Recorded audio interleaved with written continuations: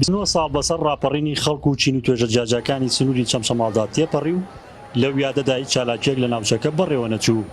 بەشێک لە بەشداربانی ڕاپەڕینەکەی ساڵی 1991 دەڵێن لە دوای ڕاپەڕینەوە دەسەڵاتی کوردی هێندە خراپ حکومڕانی کردووە، ئێستا کارکتەرە سەرەکیەکانی ڕاپەڕینەکەیش پێیان شەرمە یادی ڕاپەڕین بکەنەوە.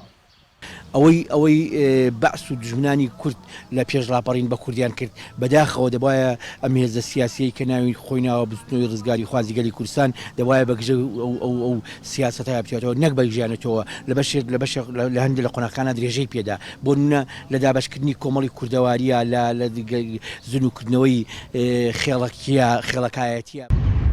ئەگەر چی زیاتر لە چارەکە سەدەیەک بەسەر ڕاپەڕینی دانیشتوانی چەمشەماڵدا تێپەڕیوە لە دژی سەربازگە و بارگاکانی ڕژێمی پێشووی عێراق، بەڵام وەک بەشداربانی ڕاپەڕینەکە باسی لێوە دەکەن هێشتا ئامانج و دەستکەوتەکانی ڕاپەڕین بەدی نەهاتوون، چونکە خەڵک بە ئومێدی حەسانەوە لە سای حکمی کوردیدا دژی بەعز ڕاپەڕیوە کەچی تا ئێستا گیرۆدەی خزمەتگوزارە سەرەتایەکانن.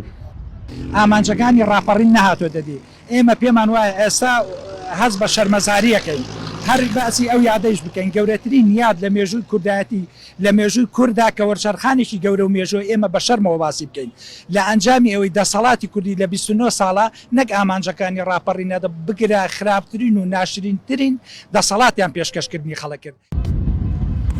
ساڵانە لە 8,000دا بە چەندین چالاکی جۆراوجۆر خەڵکی ناوچەکە یادی ڕاپەڕینی سنوورەکان دەکردەوە، بەڵام ئیدارەی قەزای چەمشەماڵ دەڵێن بەهۆی مەترسی بەڵاوبوونەوەی ڤایرۆسی کۆرۆناوە ئەم ساڵ هەموو چالاکی و کۆبوونەوەکانیان بۆ یادە سەر کردووە. کاری باش کراوە بە مێژووی ئیدارەی قەزای چەمچەماڵ کاری مەزن کراوە لە سەرجەم کار و پرۆژە خزمەتگوزاریەکان، بەڵام چەمچەماڵ و دانیشتوانەکەی وەناحیەکان و گوندەکانی دێنێ زیاتر خزمەت بکرێن چونکە خاوەن قوربانیەکی لە ڕادەبەدەرن. لە حوتی 1991 هاوڵاتیان و چین و توێژە جیاجەکانی چەمشەماڵ لە دژی ڕژێمی پێشووی عێراق ڕاپەڕینیان بەرپا کردو لە نوێی هەمان مانگ بە تەواوی شارەکەیان لە دام و دەستگاکانی بەعز پاک کردەوە.